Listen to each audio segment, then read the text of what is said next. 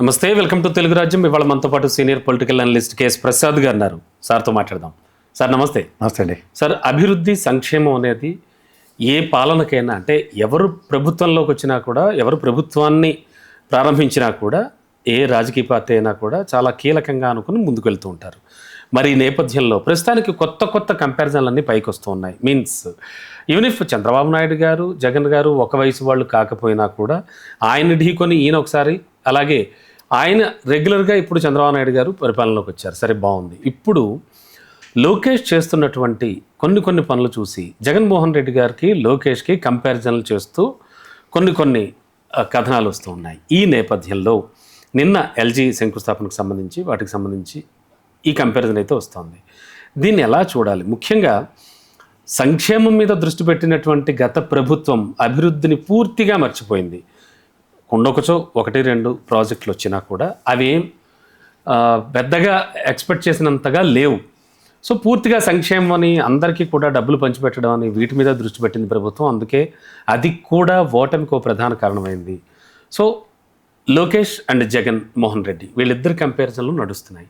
ఎలా చూడాలి దీన్ని? ఇప్పుడంటే ఖచ్చితంగా 4 ఏళ్లలో మేము ఎట్టి పరిస్థితుల్లో రాష్ట్రాన్ని పారిశ్రామికంగా ముందుకు తీసుకెళ్ళిపోతాం అంటున్నారు లోకేష్ అండ్ చంద్రబాబు నాయుడు. మరి ఈ నేపథ్యంలో ఏం జరగబోతోంది? దీనికి ఏం చెప్తారు? గతంలో కూడా నేను 14, 19 అండ్ 19 నుంచి 24 కంపారిజన్స్ నేను 1,00,000 సార్లు ఇచ్చాను. ఐ వాంట్ ఈవెన్ హెజిటేట్, మళ్ళీ ఇస్తాను నేను. ఉపాధి కల్పన విషయం కానీ, లేదంటే ఇండస్ట్రియలైజేషన్ కానీ. నాకు తెలిసి చంద్రబాబు గారి ఆయనలో 2 సమ్మిట్లు, 2 సమ్మిట్లు, దావోస్ పర్యటనలు, 3 సమ్మిట్లు. అలాగే జగన్మోహన్ రెడ్డి గారిలో ఒక సిఐఏ సమ్మిట్ అండ్ దావోస్ పర్యటనలు. ఈ టోటల్ ఎసెన్స్ ఎంత తెలుసా సార్? ఒప్పందాలు 33,50,000 కోట్ల ఒప్పందాలు జరిగాయి వాళ్ళ టైంలో, మొత్తం ఇద్దరు టర్మ్లో కలిపి. ఓవరాల్గా 19,50,000 చిల్లర చంద్రబాబు గారి ఆయనలో, 13,50,000 చిల్లర జగన్మోహన్ రెడ్డి గారి ఆయనలో. ఇది ఒప్పందాలు. ఒప్పందాల గ్రౌండ్ అయినవి ఎంత తెలుసు అండి? 14 నుంచి 19 38,770 కోట్లు మాత్రమే. 19 నుంచి 24 దాకా 1,05,000 మెటీరియలైజ్ అయినవి చెప్తున్నారు. నేను మెటీరియలైజ్ అయినా మాట్లాడతాను. ప్రాక్టికల్గా మనం ఒప్పందాలు 33,50,000 కోట్లకి రాష్ట్ర ప్రభుత్వాలు 10 ఏళ్ళ టర్న్ అవుట్ ఆఫ్ విచ్ 1,05,500 కోట్లు మాత్రమే జగన్మోహన్ రెడ్డి ఆయనలో ఒప్పందాలు. టోటల్ ఎంత అయినట్టు మనకి 1,38,000, 1,45,000 కోట్ల దగ్గర గ్రౌండ్ అయ్యేప్పటికి, 1,45,000 కోట్ల దగ్గర గ్రౌండ్ అయ్యాయి. 33,50,000లో 1,45,000 కోట్లు నేను కాక మనం మళ్ళీ దావోస్ వెళ్ళి వచ్చారు. అదైతే ఒక్క ఒప్పందం కూడా అవ్వలేదు అన్ఫార్చునేట్లీ. ఫార్చునేట్గా మనం మాట్లాడదాం. సో దీంట్లో మిగిలిన టెన్యూర్ ఎంత పట్టచ్చు అంటే అగ్రిగేట్న 33,50,000లో 10 సంవత్సరాల టెన్యూర్లో 1,45,000 మాత్రమే గ్రౌండ్ అయ్యాయి. అంటే 33,50,000 10 ఏళ్ళకి అని నేను అనుకుంటే టోటల్ 1,45,000 ఎన్నాళ్ళకి అయిందంటే 10 ఏళ్ళు అయింది. 33,50,000కి 1,45,000 గ్రౌండ్ అయితే 4 ఏళ్లలో అంతే. ఎంత అవుతాయి సార్? ఈక్వేషన్ వేసుకోండి. ఇది బేసిక్ లెక్క. ఉపాధి కల్పన వల్ల వచ్చేది ఏంటి? ఇండస్ట్రియలైజేషన్ అయితే ఉపాధే కదా, అది కూడా మాట్లాడదాం. చంద్రబాబు నాయుడు గారి ఆయనలో ప్రైవేట్ సెక్టర్లో 38,670 మాత్రమే ఉపాధి కల్పించబడి, జగన్మోహన్ రెడ్డి ఆయనలో ఇంక్లూడింగ్ ఎంఎస్ఎంఈలతో కలిపి 38,670 ప్లస్ ఎంఎస్ఎంఈలో దగ్గర 3,50,000 మంది చంద్రబాబు గారి ఆయనలో 3,50,000 మంది ఎంఎస్ఎంఈ.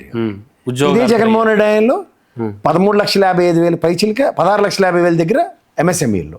అంటే మొత్తం కలిపి 3,50,000 ప్లస్ ఇది 16,50,000 స్టాటిస్టిక్స్ ఉపాధి కల్పన ఎంఎస్ఎంఈ. అంటే 13,50,000 ఎంఎస్ఎంఈ. ఇందాక 1,05,000 కోట్లు చెప్పాను కదా, దాంట్లోంచి వచ్చిన ఉపాధి కల్పన 3.5 లక్షలు ప్రైవేట్ సెక్టర్లో. ఇది కాక మీకు 1 స్ట్రోక్తో కంపారిజన్స్ ఉన్నాయి. ఏది 1,35,000 మంది సచివాలయ ఉద్యోగులు, 57,000 మంది ఆర్టీసీ ఉద్యోగాలు, ప్రభుత్వ ఉద్యోగాలు, లేకపోతే గవర్నమెంట్ సెక్టర్లో నర్సులు, గ్రూప్ 1, గ్రూప్ 2 ఇవన్నీ కలిపి 2,42,000 ఉద్యోగాలు జగన్మోహన్ రెడ్డి ఆయనలో ఎక్స్చెక్కర్ నుంచి జీతాలు వెళ్ళే కార్యక్రమం. ప్రజలు గమనిస్తున్నారు, గమనించిపోతాయి స్టాటిస్టిక్స్. నేను మీరు కాదనలేము కదా. రామోజీ గారు లాస్ట్ దాకా ఒక్క పెట్టుకుని లాస్ట్కి ఎలక్షన్కి 10 రోజుల ముందు రాశాడు కదా, ఒక స్ట్రోక్తో 1,27,000 మంది ఉద్యోగాలు కల్పించబడ్డాయని. ఏమాడదాం దీని మీద మాట్లాడదాం అంటే మాట్లాడదాం. సో అలాగా మీరు ఇండస్ట్రియలైజేషన్ విషయంలో కంపారిజన్స్ ఎక్కడికెక్కడ ఉన్నప్పుడు మీరు ఎవరితో కంపేర్ చేస్తున్నారు?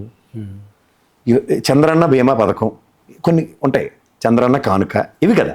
ఒక ముఖ్యమంత్రి జగనన్న ఇల్లు, జగనన్న తోఫా, ఏదో ఇలాంటి పేర్లు. ఈ లోకేష్ ఎవరండి మధ్యలో? నిన్న మీకు ఒక క్యాబినెట్ మీటింగ్లో ఒక మెచ్చుకోలుతనం జరిగింది లోకేష్ గారిని. ఏదో 3,000 ఇళ్ల పట్టాలు ఏవో ఇచ్చాడట ఆయన. లోకేష్ పథకం కింద దాన్ని అభివర్ణిస్తున్నారు. How it is? నాకు తెలిసి నియోజకవర్గ ఎమ్మెల్యేలు ఉంటారు, లేదా నియోజకవర్గ మిగిలిన క్యాబినెట్ మంత్రులు ఉంటారు. అచ్చెన్నాయుడు గారి పథకం, లేదా మా ఎవరండి ఇంకో ఆయన పేరేటి 4 మినిస్టర్ల పేర్లు, వాళ్ళ పేర్ల మీద వాళ్ళ పథకాలని చెప్పుకోవడానికి ఎక్కడైనా ఉంటుందా? Why is getting that sort of liberty, excuses, consideration by the respective governments? మన రాష్ట్రంలో అది స్పెషల్ ప్రివిలేజ్ ఎక్కడి నుంచి వస్తుంది? పైపించి మీలాంటి వాళ్ళు కంపారిటివ్గా మాట్లాడుతుంటే ఇంకా ఆశ్చర్యకరంగా ఉండదు. అట్లీస్ట్ మీరు గుడివార అమర్నాథ్ ఇప్పుడు ఉన్నాడు కాబట్టి, గతంలో మా గౌతమ్ రెడ్డి చనిపోయాడు కాబట్టి, ఇప్పుడు లోకేష్ గారు ఇండస్ట్రియల్ మినిస్టర్గా 5 ఏళ్ళు ఇప్పుడు కొత్తగా ఏం చేస్తారని కంపారిజన్ ఇస్తే మాట్లాడుతుంది దాని మీద. అవుట్ ఆఫ్ ద బాక్స్ తీసుకొచ్చి జగన్మోహన్ రెడ్డి కంపారిజన్ ఏంటండి? నాకకి నాగలోకం ఉన్నంత తేడా ఉంది. మీరు చంద్రబాబు నాయుడు గారితో కంపేర్ చేయడానికి 10 సార్లు ఆలోచించాలి. ఎందుకంటే చంద్రబాబు నాయుడు గారు ఇస్ టాల్ పర్సనాలిటీ, 40 సంవత్సరాల రాజకీయ అనుభవం ఉద్దండు మన రాష్ట్రంలో. ఆయన ఇండస్ట్రియలైజేషన్లో సమైక్య రాష్ట్రం నుంచి మొదలెట్టుకుని వస్తే ఆయనకే జగన్మోహన్ రెడ్డితో కొన్ని విషయాలు కంపేర్ చేయలేమని మాట్లాడుతుంది దగ్గర. What is this? ఒక ముఖ్యమంత్రికి కంపారిజన్ ఇవ్వడం కానీ, అంటే లోకేష్ కంపారిజన్ కూడా పనికిరాడు. నేను పనికిరాడని మాట్లాడడం కదా, కంపారిజన్ అసలు what capacity, what base you're arguing and comparing with Jaganmohan Reddy? అంటే ఉదాహరణకి ఇండస్ట్రియలైజేషన్ జరిగింది అంటే లోకేష్ గారు ఒక industrial minister, IT sector minister, education minister, compare చేద్దాం. ఎవరితోనూ గుడివాడ అమర్నాథ్, నాటి గౌతమ్ రెడ్డి, వీళ్ళిద్దరే కదా గత ప్రభుత్వంలో ఉన్నవాళ్ళు. ఒక అతను దివంగత నేత, ఇంకొతను ఎంత కంపేర్ చేద్దామండి? అంతే తప్ప జగన్మోహన్ రెడ్డి గారితో లోకేష్ గారిని కంపేర్ చేయకూడదు, అవసరమే లే అసలు. That is not a debatable topic at all. అంతే, నో వే. ఫస్ట్ థింగ్, ఇది చంద్రబాబు నాయుడు గారితో చేయడం కూడా నేను ఎంతవరకు చెప్తానంటే, సమైక్య రాష్ట్రంలో ఏర్పడిన తర్వాత కంపారిజన్స్ వేసెస్ దానికన్నా ముందు చంద్రబాబు నాయుడు గారి లెగసీ ఈస్ టోటలీ డిఫరెంట్ కదా. ఇప్పుడు రేపు పొద్దున్న ఒక ఓవర్ పీరియడ్ ఆఫ్ టైం చరిత్రలో ఒక జగన్మోహన్ రెడ్డి 10 ఏళ్ళు, ఇంకో 10 ఏళ్ళు పరిపాలించాలి, లేదా 15 ఏళ్ళు పరిపాలించి 15 సంవత్సరాలు పరిపాలించిన ఏకైక ముఖ్యమంత్రులు చంద్రబాబు నాయుడు గారు లేదా జగన్మోహన్ రెడ్డి ఆంధ్ర రాష్ట్ర చరిత్రలో. ఈ విధంగా ఇండస్ట్రియలైజేషన్ జరిగింది కంపారిజన్ అంటే అది మాట్లాడితే ఎవరైనా అర్థం ఉంటుంది. ఎవరో చిన్నపిల్లలను తీసుకొచ్చి వీళ్ళతో ఆయన్ని కంపేర్ చేసి, ఆయన్ని వయసుతో చంద్రబాబు గారి వయసుని కంపేర్ చేసి, ఇది అన్నెసరీ టాపిక్ అంట. పోనీ ఇండస్ట్రియలైజేషన్ అయిపోయి ఆఫ్టర్ 4 years అయినా కంపేర్ చేయొచ్చా? ఎందుకు చేస్తారు? మళ్ళీ మాకు అక్కడ గుడివాడ అమర్నాథ్తోనే కంపేర్ చేయాలి, బతికున్నాడు కాబట్టి. అంతే, మొమ్మట్లేదు అంతే. ఇప్పుడు రేపు పొద్దున్న ఈ షఫలింగ్లో రేపు పొద్దున్న లోకేష్ గారు ముఖ్యమంత్రి అయ్యాడు అనుకోండి, చంద్రబాబు నాయుడు గారు, రామారావు గారు ఉన్నప్పుడు చంద్రబాబు నాయుడు గారు అవగాలేంది, చంద్రబాబు నాయుడు గారు ఉంటుండగా లోకేష్ అవడం నాకైతే వింత కాదు. ఓకే ఓకే, అయితే అప్పుడు మీరు కంపేర్ చేయండి 4 ఏళ్ళ తర్వాత. Because he is eligible to compare as a chief minister with ex chief. బట్ జగన్ గారి ప్రభుత్వం అయితే సంక్షేమం మీద దృష్టి పెట్టి అభివృద్ధిని పూర్తిగా పక్కన పెట్టింది అనేటువంటి విషయంలో మీకు ఆ తపేలా ఛానల్లోనూ ఆ పనికిమాల పొగడి పేపర్లు చదివితే మీకు ఎప్పటికీ కళ్ళు వికసించవు. ఎందుకు వికసించవు అంటే ఆ నిజాన్ని నేను లాస్ట్ డిబేట్లో కూడా చెప్పా, నిజం రాస్తే చచ్చిపోతారు వాళ్ళు. నేను చెప్తుంది అదే సార్. 10 ఫిష్ ల్యాండింగ్ సెంటర్లు కనబడవు, నెక్స్ట్ 10 ఫిషింగ్ హార్బర్లు కనబడవు, 3 పోర్ట్లు ఒక ప్రైవేట్ పోర్టు కడుతుంది ఏ స్టేజ్ల దాకా దాన్ని డెవలప్మెంట్ అంటే కనబడదు, ఆర్బీకే సెంటర్లు కనబడవు, సచివాలయాలు కనబడవు, అండ్ విలేజ్ క్లినిక్లు కనబడవు, నాడు నేడు స్కూల్ డెవలప్మెంట్లు కనబడవు.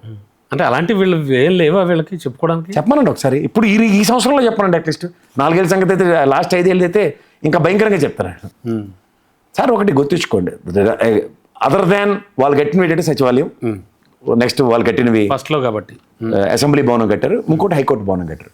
అవి కూడా వాళ్ళు క్లెయిమ్ చేసుకోలేరు ఈ శాశ్వత భవనాలని. శాశ్వత భవనాలు కాదుగా, తాత్కాలిక నిర్మాణాలు ఇవన్నీ అవే మిగులుతాయి లాస్ట్కి అక్కడ. సో కంపారిజన్ అనేది వద్దంటారు, పనికిరాదంటారు, నాట్ ఎలిజిబుల్ అంటారు. Right right sir, thank you. Hello, Telugu రాజ్యం ఛానల్ చూస్తున్నారా? సామాజిక రాజకీయ జీవన చిత్రణే తెలుగు రాజ్యం. అతిశయోక్తులు అసత్యాలు ఉండవు.